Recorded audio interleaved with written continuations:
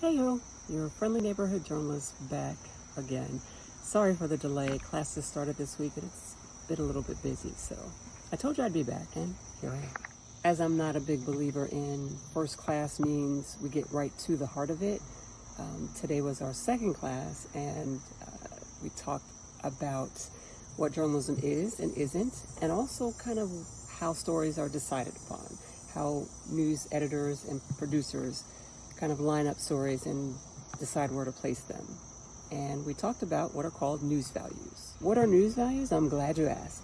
They're the criteria that help people decide, like I said, producers, editors, what is newsworthy, what should be covered, and where it goes. And there are 7 of them. I was taught 7. I've lately seen 8, but the 8th is human interest. I'm not quite sure what that means, so I don't teach that one.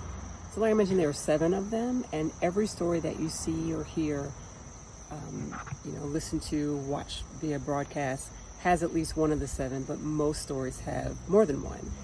And some of the examples I showed my students today, they all had 6 or 7, and they were a little bit amazed. So I'm going to tell you what they are right now. First, and they're not in any particular order, is called impact, right? So basically that means the more people numerically that are affected by a situation, the higher the impact, the bigger, the kind of idea that it needs to be covered. Next on the list is timeliness.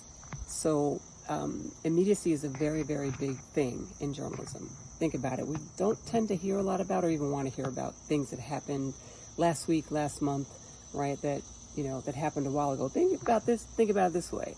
What was the headline from last Monday's, New York Times? Exactly. Nobody remembers unless the editor who wrote it does, right? So we like things that are pretty immediate. That being said, information in situations that happened yesterday, overnight while we slept, are usually the things that will be at the top of the list as far as placement goes in a news broadcast or in a publication. Next we have prominence, and that basically means that well-known people, even if they do very trivial things, will be covered, where lesser-known individuals, even doing the same things, won't be. The example I give my students is if you're in a fender bender at the mall, chances are there's not going to be a news team shoving a microphone in your face. But if you're, say, Governor Kathy Hochul, the governor of the great state of New York, and that same fender bender happens, it's going to make news. It is what it is. The fourth one is proximity.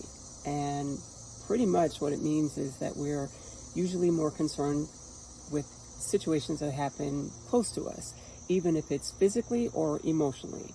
Another example, a tragedy happens in your high school, like a high school that you're familiar with. You can relate to that. Oh, that's something that, I walked down that hallway, I remember that. The same situation in a high school, let's say in Utah, it's tragic, but probably won't have the same level of intensity. Next, we have conflict. Conflict, believe it or not, competing forces make for news. That's why sports are so interesting to most people. Also things like award shows or, Grammys, Oscars, Emmys, things like that. But also politics inherently are kind of laced with conflict, right? So yeah, conflict is a news value. Next we have currency. And sometimes students get this one confused with timeliness. Basically it means if you see it a lot, you're going to keep seeing a lot, at least for a while, right? Until the news cycle sort of changes. The example that I give them that many of them can't remember or relate to because they're way too young was, do you remember trans fats? For a while, trans fats were everywhere. They were literally additives to food that helped them move through a conveyor belt faster. And we saw them all over the news, and boxes had trans fat free. And then before you know it, it wasn't a thing anymore. So the things that we see, we want to see usually more of them. And last but not least is unusual nature. The saying is, if a dog bites a man, it's not news because it happens every day. But if a man bites a dog, that's news because it's so unusual. Many stories are carried by unusual nature alone. Usually it's enough to kind of have it placed somewhere, but not always. So it's usually one of the many that kind of contribute to a story's placement. So if you've ever wondered why particular stories always lead a broadcast, for example, a fire, it's something deadly, a mass shooting, it's because of that, usually where it's located, but also because of the proximity, but the emotional proximity, right? We can relate to that, we can experience that. and impact. So again, many stories have at least one or two. Some stories have a whole lot. So I hope that offers some help as far as story placement or what actually makes news.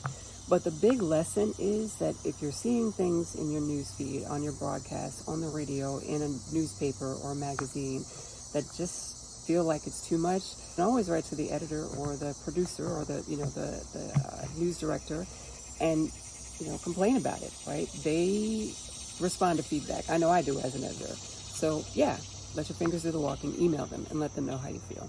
All right, y'all, time to go eat again. I know I always seem to do this around lunchtime or food time, but we'll talk again soon. Y'all take care and be safe out there.